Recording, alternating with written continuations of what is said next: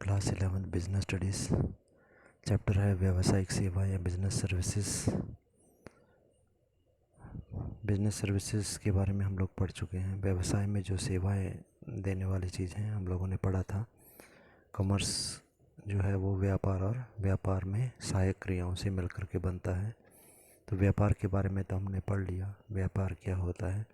अब व्यापार में सहायक क्रियाएं कौन कौन सी होती हैं जो व्यापार में सहायता करती हैं उसके बारे में हम पढ़ेंगे। जैसे बैंक हो गया, इंश्योरेंस कंपनी हो गई, गोदाम हो गया, ट्रांसपोर्टेशन हो गई, संदेश वहन कम्युनिकेशन हो गया इत्यादि। तो सबसे पहले व्यावसायिक सेवाओं की विशेषताएं और characteristics and nature of business services. चाहे व्यावसायिक सेवाओं की प्रकृति पूछी जाए, चाहे विशेषताएं पूछे जाएं, यही पॉइंट आएंगे। करेक्टरिस्टिक्स और नेचर ऑफ बिजनेस सर्विसेज में यही पॉइंट आएंगे। पहला पॉइंट आ जाएगा अदृश्यता, इंटेंजिबिलिटी। इसका मतलब है जो सेवाएं होती हैं व्यवसाय की, उन्हें देखा छुआ नहीं जा सकता, इनका कोई आकार नहीं होता, केवल अनुभव किया जा सकता है। जैसे हम ये बोलें कि हम यहाँ से किसी दूसरे शहर में जाएंगे तो बस वाले को हम किराया देते हैं। क्यों देते हैं? क्योंकि वो हमारी को सेवा देता है, वो हमारे को एक स्थान से दूसरे स्थान तक पहुँचा देता है।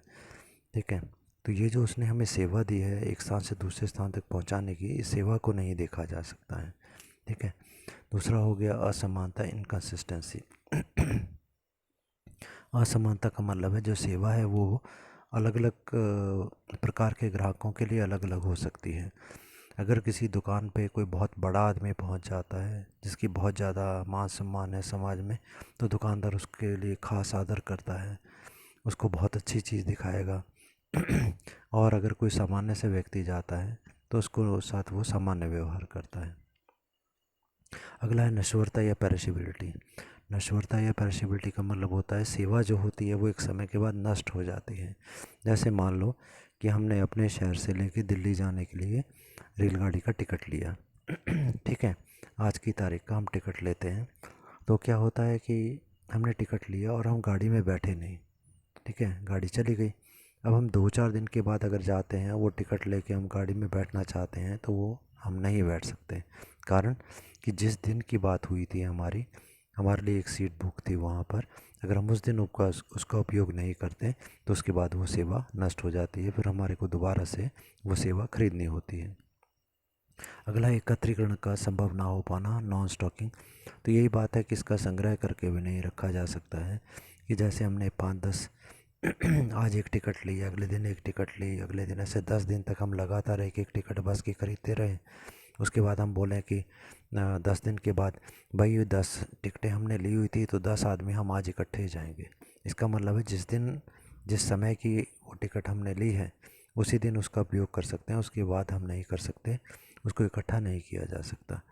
अगला है हस्तांतरण संभव नहीं होता, नॉन ट्रांसफरेबल। जो सेवा हमने ली है उसको हम दूसरे व्यक्ति को हस्तांतरित नहीं कर सकते, ट्रांसफ़र नहीं कर सकते, दे नहीं सकते हैं। जैसे मान लो कि हम डॉक्टर के पास गए, हमने अपनी बीमारी बताई और डॉक्टर ने हमारे को दवाई दे दी। अब जो दवाई दी है या दवाई लिख करके दे दी, मान लो किसी डॉक्टर ने हमारे को, हम चाहें कि जो मुझे दवाई लिख करके दे दी है, दूसरा आदमी बीमार हुआ मैं उसको भी वही दवाई दे दूँ, तो ऐसा संभव नहीं होता। अगर हम अपनी दवाई दे देते हैं तो कई बार उसका बहुत भारी नुकसान हो जाता है। इसका मतलब ये हुआ कि हम सेवा जो होती है उसको किसी दूसरे व्यक्ति को नहीं दे सकते। सेवाएं जो है व्यक्ति विशेष के लिए उसको देख करके उसके हिसाब से बनाई जाती हैं। अगला है अभिन्नता, इनसेपरेबिलिटी। विक्रेता से इसको भिन्न नहीं किया जा सकता। जैसे वकील है, एडवोकेट है, तो उसके साथ उसकी सेवा जुड़ी हुई है। डॉक्टर है, उसके साथ उसकी सेवा जुड़ी हुई है। डॉक्टर कहीं और है और यहाँ पर हम चाहें कि मेडिसिन ले लें, तो डॉक्टर डॉक्टर होगा तभी तो हम मेडिसिन ले पाएंगे। जिस दिन डॉक्टर की दुकान बंद है या डॉक्टर नहीं है दुकान पे, तो हम सेवा को नहीं ले सकते। मतलब व्यक्ति, विक्रेता और सेवा को अलग नहीं किया जा सकता, ये इकट्ठी ही रहेंगी। सातवां है ग्राहक का शामिल होना, इन्वॉल्वमेंट ऑफ ए कस्टमर। ग्राहक का शामिल होना बहुत ज़रूरी है सेवा की स्थिति में। यदि ग्राहक नहीं है तो फिर सेवा नहीं दी जा सकती।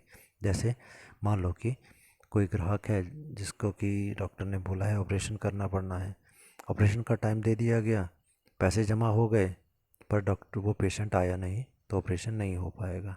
अगला है समकालीनता, साइमल्टेनियसली। इसका मतलब है इसका उत्पादन और उपभोग साथ साथ में चलता है। कि डॉक्टर भी तभी वहाँ पर होना चाहिए और पेशेंट भी वहाँ पर होना चाहिए, दोनों साथ साथ होने चाहिए। गाड़ी भी है और हम भी यात्रा करने के लिए तैयार हैं, तभी यात्रा हो पाएगी। हम यात्रा करने के लिए बस स्टैंड पे खड़े हैं और गाड़ी नहीं है, या फिर गाड़ी है और हम नहीं पहुंच पाए, तो नहीं हो पाएगा। अगला है सेवाओं का वर्गीकरण, व्यावसायिक सेवाओं के प्रकार, क्लासिफिकेशन ऑफ सर्विसेज और टाइप्स ऑफ बिजनेस सर्विसेज। पहली प्रकार की जो सेवाएं हैं उनको हम कहते हैं व्यावसायिक या वाणिज्यिक सेवाएं, बिजनेस और कमर्शियल सर्विसेज। जो व्यवसाय में हमारी मदद करती हैं, जैसे बैंक हो गया, इंश्योरेंस बीमा कंपनी हो गई, ट्रांसपोर्ट यातायात कम वाली कंपनियां हो गई, वेयर हाउसिंग माल गोदाम हो गए, कम्युनिकेशन संप्रेषण सेवाएं हो गई। दूसरे प्रकार की सेवाएं जो है हमारी सामाजिक सेवाएं, इनको हम बोलते हैं सोशल सर्विसेज। तो सामाजिक सेवा या सोशल सर्विसेज क्या चीज़ होती हैं? जो समाज के हित के लिए, समाज के लाभ के लिए हम स्वेच्छा से प्रदत्त करते हैं, स्वेच्छा से हम कोई सेवा देते हैं, तो वो सामाजिक सेवा हो गई। जैसे कमज़ोर वर्ग है जो समाज का, उसके जीवन स्तर को ऊंचा उठाना, ठीक है, उनको हम फ्री में जाकर चीज़ें दे रहे हैं, हम लोगों को, बच्चों को शिक्षा प्रदान कर रहे हैं फ्री में, गंदी बस्तियों में जाकर हम सफाई कर रहे हैं, गरीबों को स्वास्थ्य सेवाएं, दवाइयाँ फ्री में बांट रहे हैं, तो ये सामाजिक सेवा हो गई। एक और होता है व्यक्तिगत सेवा, जिसको हम पर्सनल सर्विसेज बोलते हैं, जो कि ग्राहकों की पसंद और आवश्यकता पर निर्भर करती है, इसमें एक रूपता नहीं होती। व्यक्तिगत सेवा मतलब जो एक व्यक्ति की इच्छा के अनुसार दी जाती है। जैसे हम बात करें टेलरिंग की सेवा, हम दर्जी की दुकान पे जाते हैं तो दर्जी हमारा नाप लेता है, हम कितने मोटे हैं, कितने पतले हैं, कितनी लंबी हाइट है हमारी, और कैसा हमारी को चीज़ पसंद है वो उसके हिसाब से बना करके देगा। दूसरा व्यक्ति जाएगा तो उसको उसके हिसाब से बना करके दी जाएगी। गहनों की हम बात करें, जो गहना हमें पसंद है तो उसके हिसाब से दिया जाएगा, ठीक है। टूरिज़्म की बात करें तो जो जगह मुझे पसंद है घूमने के लिए, हो सकता है दूसरे व्यक्ति को ना हो, तो दूसरे व्यक्ति को दूसरी जगह पसंद होगी। तो ये सभी व्यक्ति की इच्छाओं पर जो निर्भर करता है उसको व्यक्तिगत सेवाएं या पर्सनल सर्विसेज कहा जाता है। अब सेवाओं के बारे में हम शुरू करेंगे तो सबसे पहले है बैंकिंग।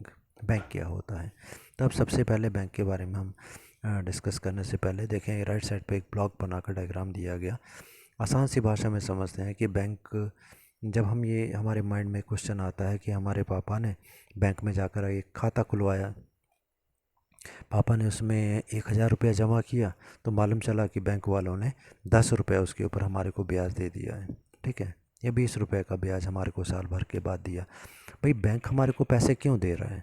सबसे बड़ी बात तो ये है। और बैंक कहाँ से देता? अगर वो सभी को ऐसे पैसे बांटने लगेगा तो बैंक तो खाली हो जाएगा या उनको नुकसान हो जाएगा।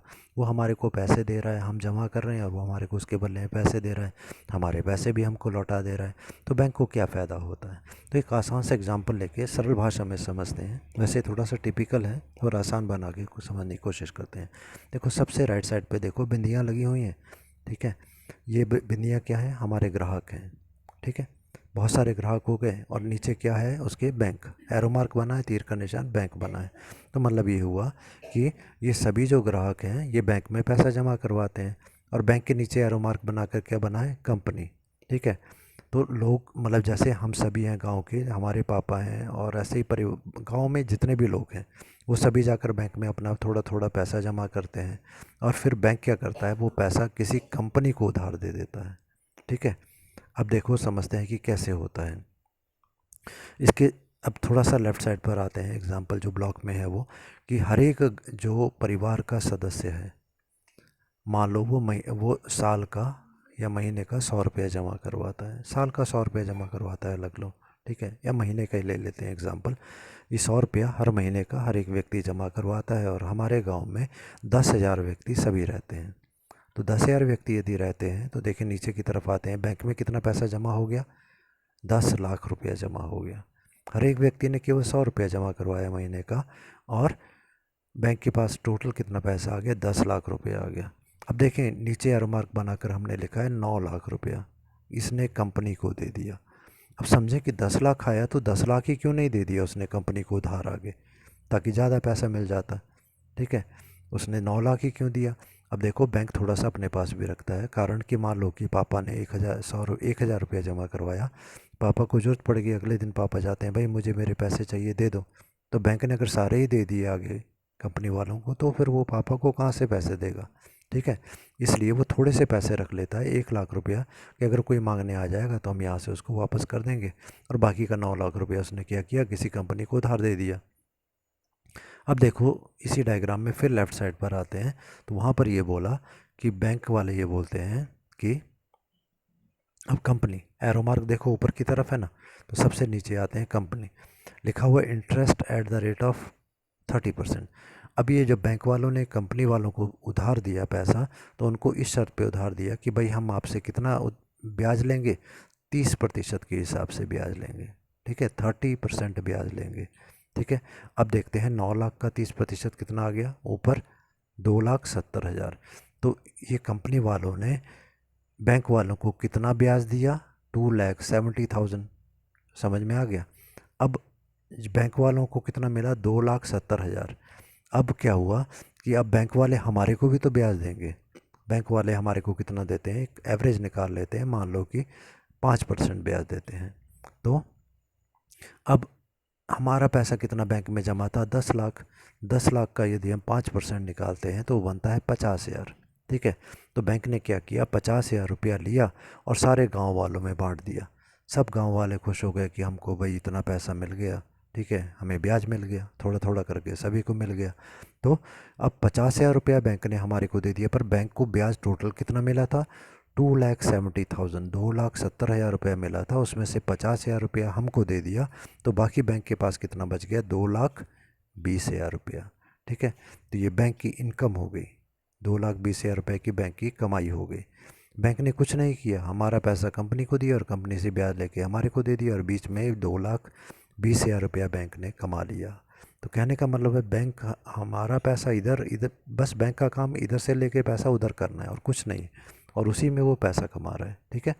तो इस प्रकार से बैंक पैसा कमाता है। तो देखिए नीचे लिखा है मैंने, profit of the bank is ₹2,20,000। अब आते हैं बैंक की मीनिंग पर। तो सबसे पहले दिया गया बैंक का बैंकिंग जहाँ पर लिखा है उसके आगे देखो, ये व्यापार की उन्नति में मदद करता है। एक बिज़नेस को जब व्यापार करने वाले को पैसा चाहिए व्यापार शुरू करने के लिए, बिना पैसे के तो बिज़नेस शुरू नहीं होता है, तो बैंक उसकी मदद करता है। देश के विकास में भी बैंक मदद करता है। अब कंपनियों को पैसा मिलेगा, अगर बैंक उधार देगा तो कंपनी वाले उत्पादन करेंगे, लाभ कमाएंगे तो सरकार को भी टैक्स के रूप में पैसा देंगे। अगला है पूंजी निर्माण करता है। ये लोगों से 100 रुपये इकट्ठा किया और टोटल पैसा कितना हो गया, 10 लाख रुपया। तो 10 लाख रुपया कंपनी को उधार वो दे देता है। इसका मतलब कंपनी को बहुत बड़ी पूंजी इकट्ठी करके ये देता है। विनियोग, विनियोग का मतलब क्या होता है, ये अपना पैसा, लोग अपना पैसा बैंक में लगाते हैं और बैंक वाले अपना पैसा किस में लगाते हैं, कंपनियों में लगाते हैं। अगला क्या है, बचत को प्रोत्साहन करता है। ये लोगों में बचत की भावना पैदा करता है कि आप हमें पैसा उधार दो, हम आपको ब्याज देंगे। तो ब्याज के लालच में लोग बैंक में पैसा जमा करवाते हैं। अब आते हैं इसके मीनिंग पर। अगर मीनिंग पूछा जाए तो बोला गया बैंक शब्द की उत्पत्ति जो है इटालियन शब्द बैंको से हुई है, जिसका मतलब है बेंच पे बैठ के पैसे द्रव्य बदलना, मतलब पैसे लेने देने का काम करना। पहले ये सारा काम पैसे लेने देने का जो सेठ थे, साहूकार थे, महाजन थे, बनिया, मारवाड़ी इत्यादि लोग किया करते थे। बाद में धीरे धीरे जब कुछ कंपनी वालों को लगा कि भाई ये काम फ़ायदे वाला है, तो कंपनियां शुरू हो गई, बड़े बड़े ऑफिस शुरू हो गए, तो धीरे धीरे बैंक का रूप उन्होंने ले लिया। तो इसकी परिभाषा हम याद करेंगे होरस वाइट के अनुसार, बैंक साख का उत्पादक, साख मतलब उधार, उधार लेता भी है देता भी है, साख का उत्पादक है और विनिमय की सुविधा प्रदान करने वाली मशीन है। मशीन वाला भी ये काम करता है। विनिमय मतलब होता है पैसा लेना देना। ठीक है, पैसे लेने देने में आसानी करता है। According to the Horace White, bank is the manufacturer of the credit. Manufacture मतलब बनाने वाला, क्रेडिट मतलब उधार, उधार लेता देता है, मतलब ये उधार बनाता है। And machine for facilitating exchanges, it's a machine facilitating means to make easy, what to make easy, to exchange, पैसा इधर से लेना उधर देना। ठीक है। अब आते हैं व्यापारिक बैंकों की विशेषताएं या फिर features of the commercial bank. विशेषताओं में आते हैं और पहला पॉइंट दिया गया, कोषों को उत्पादनकारी स्रोतों में लगाना, channelisation of the funds into the productive channels. जो पैसा हमारे पास है, लोगों के पास जो पैसा है वो इकट्ठा करना और उसको उत्पादन के लिए कंपनियों को दे देना। प्रत्येक वर्ग के पास, अलग अलग लोगों के पास पैसा बिखरा हुआ है थोड़ा थोड़ा, उस पैसे को इकट्ठा करता है और कंपनी को उत्पादन करने के लिए दे देता है। सेकंड है मध्यस्थ के रूप में कार्य करना, to act as a middle man. तो ये क्या करता है, हम लोग हमारा पैसा और दूसरी तरफ कंपनी, दोनों के बीच में आता है, तो ये मध्यस्थ हो गए। जिनके पास फालतू पैसा होता है उनसे लेता है, और जिनको कि पैसे की ज़रूरत होता है उनको ये दे देता है। थर्ड पॉइंट है मूल्यवान वस्तुओं का संरक्षण और safe custody of the valuable. इसके पास लॉकर फैसिलिटी होती है। उन लॉकर्स में, उन बॉक्सेस में हम लोग अपने ज़रूरी कागज़, अपने ज़रूरी गहने इत्यादि रख सकते हैं। अगला है साक्सिजन क्रेडिट क्रिएशन। अभी हमने कहा ये जमा स्वीकार करता है, उसका कुछ भाग अपने पास रख के बाकी सारा उधार दे देता है। अगला मितव्ययता की आदत को प्रोत्साहन, encouragement in the habit of economy. Bank में जो व्यक्ति पैसा जमा करता है बैंक उसको ब्याज देता है, तो ब्याज के लालच में व्यक्ति और पैसा जमा करते हैं और पैसा जोड़ जोड़ के बैंक को देते हैं, तो इससे आदत होती है लोगों में पैसा जोड़ने की, पैसा बचाने की। अगला है धन का हस्तांतरण, रेमिटेंस ऑफ द मनी। ये अगर हमने यहाँ से दिल्ली के किसी व्यापारी को पैसा भेजना है तो हम चेक के द्वारा, ड्राफ्ट के द्वारा या इलेक्ट्रॉनिक फ़ंड ट्रांसफ़र के द्वारा भी पैसा भेज सकते हैं। ठीक है, इलेक्ट्रॉनिक फ़ंड क्या होता है, जैसे हम अपने अकाउंट से दूसरे अकाउंट में मोबाइल से या कंप्यूटर से पैसा भेजते हैं।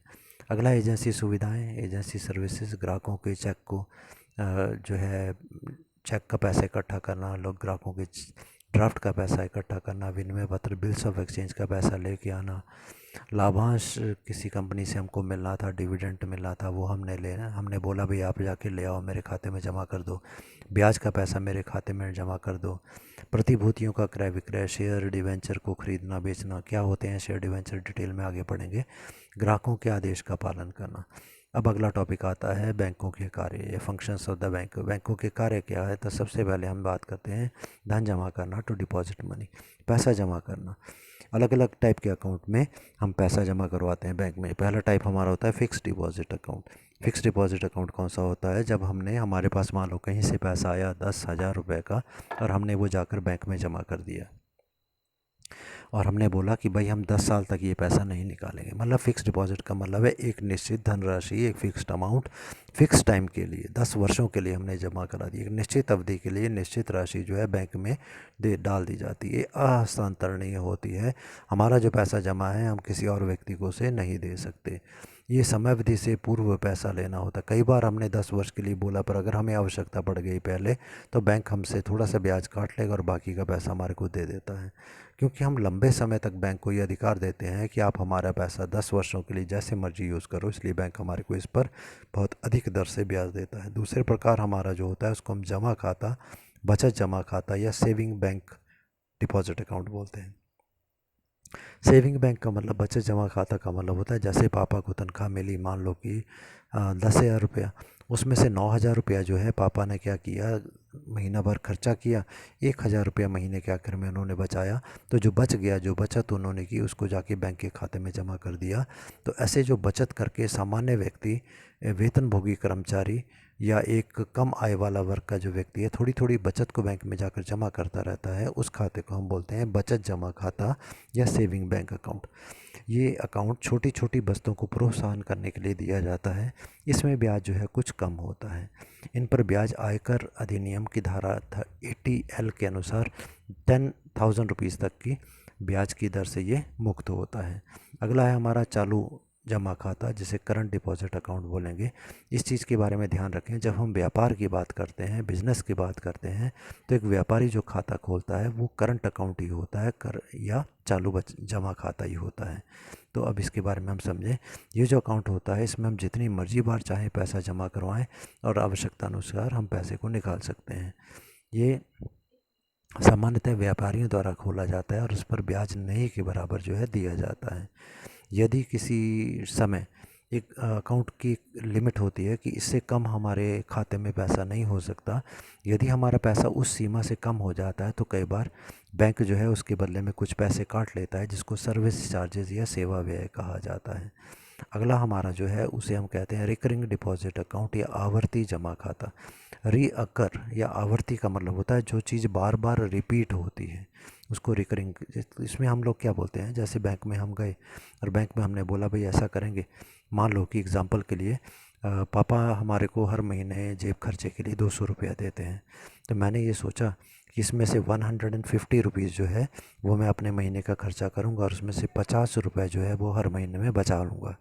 तो हर महीने में 50 रुपये बचाऊँगा और वो 50 रुपये हर महीने की पहली तारीख को मैं हर महीने की पहली तारीख को वो 50 रुपये जाकर मैं बैंक में जमा करवा दूंगा। तो निश्चित धनराशि प्रति माह यदि हम जमा करवाते हैं बैंक में और निश्चित समय के लिए 10 या 15 वर्षों तक लगातार, तो इसे हम बोलते हैं रिकरिंग डिपॉजिट अकाउंट। तो निश्चित समय तक निश्चित धनराशि प्रति माह इसमें जमा करवाई जाती है और निश्चित अवधि से पहले हम पैसा नहीं निकालते। इसमें ब्याज की दर कुछ ज़्यादा होती है। पांचवा पॉइंट हमारा है बहुविकल्पीय जमा खाता या मल्टीपल ऑप्शन डिपॉजिट अकाउंट।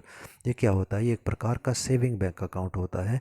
इसमें यदि हमारा धन निश्चित धनराशि से अधिक हो जाता है, किसी टाइम अगर हमारा पैसा उसमें ज़्यादा हो गया, एक लिमिट से ज़्यादा हो गया, तो अपने आप ही वो पैसा हमारे फिक्स डिपॉजिट अकाउंट में ट्रांसफ़र हो जाता है। और अगर किसी वर्ष किसी टाइम पर हमारा पैसा एक निश्चित लिमिट से कम रह जाता है, ठीक है, तो अपने आप ही मतलब कम रह जाने का मतलब कि हमारे पास चेक का पैसा देने के लिए, चेक काटने के लिए पैसा ना हो, तो अपने आप ही हमारे जो हमारा स्थायी जमा खाता था, जिसे हम बोलते हैं फिक्स डिपॉजिट अकाउंट, उसमें से पैसा कटेगा और हमारे अकाउंट में जमा हो जाएगा। तो बचत खाते में हमारे इसमें कम और स्थायी खाते से अधिक हमारे को यहाँ पर ब्याज मिलता है। मतलब सेविंग बैंक अकाउंट से हम कम पैसा मिलता है और फिक्स डिपॉजिट अकाउंट से ज़्यादा ब्याज यहाँ पर हमारे को मिलता है। इसका लाभ क्या होता है? दो लाभ इसके होते हैं। यहाँ पर हमारे को ज़्यादा दर से ब्याज भी मिल जाता है। पैसा हम थोड़ा जमा कर रहे हैं पर फिक्स डिपॉजिट अकाउंट की ब्याज का लाभ हम उठा पाते हैं। और दूसरा इसमें लाभ ये होता है कि चेक अनादरित नहीं हो पाता, डिसऑनर नहीं हो पाता, उसका डर नहीं होता। अनादरित होने का मतलब क्या हो गया कि किसी समय अगर हम पैसा देने की स्थिति में नहीं होते हैं तो हमारे चेक की पेमेंट नहीं होगी, जिसे चेक का अनादर कहा जाता है। यहाँ पर चेक देने के लिए अपने आप ही फिक्स डिपॉजिट अकाउंट से पैसा आएगा और वो हमारे अकाउंट में जमा हो जाएगा।